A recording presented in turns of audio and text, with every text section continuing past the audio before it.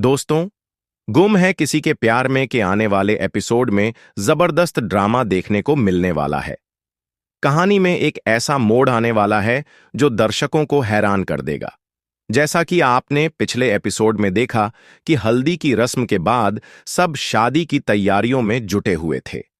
घर में चारों तरफ खुशी का माहौल था और हर कोई इस शादी को खास बनाने में लगा हुआ था। लेकिन इस बीच कुछ ऐसा हुआ जिसने सबको चौंका दिया। दरअसल हल्दी के फंक्शन के बाद जब सब लोग तैयारियों में लगे थे तो किसी को भी जूही नजर नहीं आ रही थी। घर वाले पहले तो यही सोचते हैं कि शायद वह अपने कमरे में आराम कर रही होगी, लेकिन जब काफी देर हो जाती है और जूही का कोई अता पता नहीं मिलता तो सब लोग घबरा जाते हैं। सतीश और अन्य परिवार वाले जूही को हर कोने में ढूंढने लगते हैं। इसी बीच तेजस्विनी जूही के कमरे में जाती है और उसे वहां एक लेटर मिलता है। तेजस्विनी वह लेटर उठाकर सभी के सामने लेकर आती है। जब तेजस्विनी लेटर पढ़ती है तो सबके होश उड़ जाते हैं।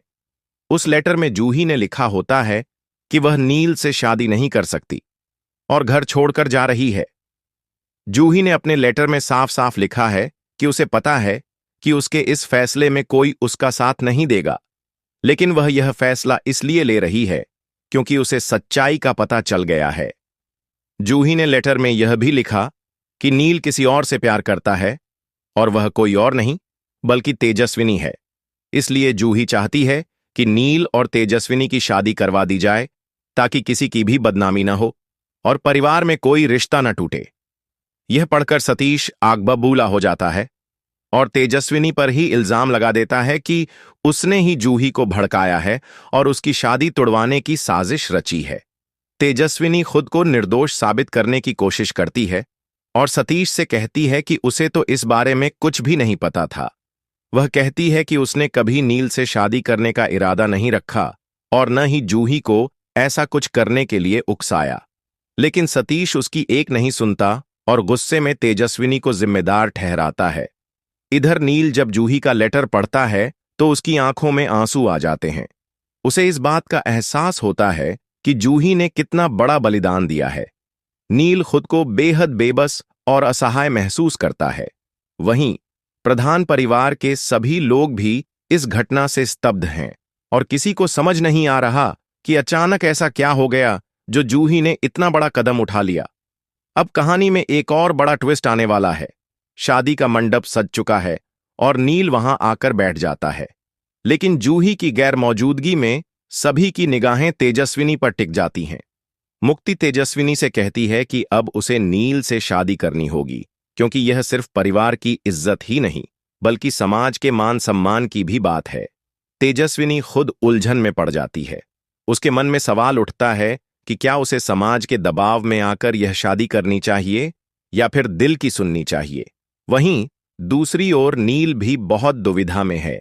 वह सोचता है कि क्या जूही की इच्छा का सम्मान करते हुए तेजस्विनी से शादी कर ले या फिर जूही को ढूंढने की कोशिश करे।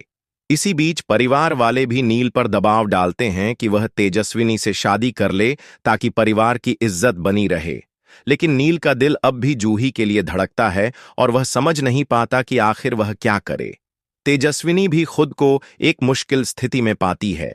एक ओर समाज का दबाव और दूसरी ओर नील की खामोशी। तेजस्विनी सोचती है कि अगर वह शादी के लिए हां कर देती है तो जूही के बलिदान का क्या होगा, और अगर मना कर देती है तो परिवार की इज्जत पर आंच आएगी। ऐसे में तेजस्विनी की आंखों में आंसू आ जाते हैं और वह भगवान से प्रार्थना करने लगती है कि उसे इस मुश्किल घड़ी में कोई रास्ता दिखाए। शादी के मंडप पर माहौल बहुत ही तनावपूर्ण है।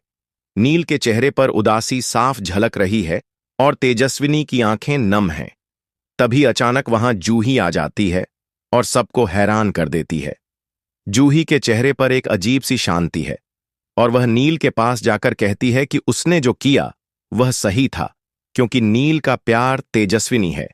लेकिन नील उसे रोकता है और कहता है कि वह किसी और से प्यार नहीं करता बल्कि सिर्फ जूही से प्यार करता है।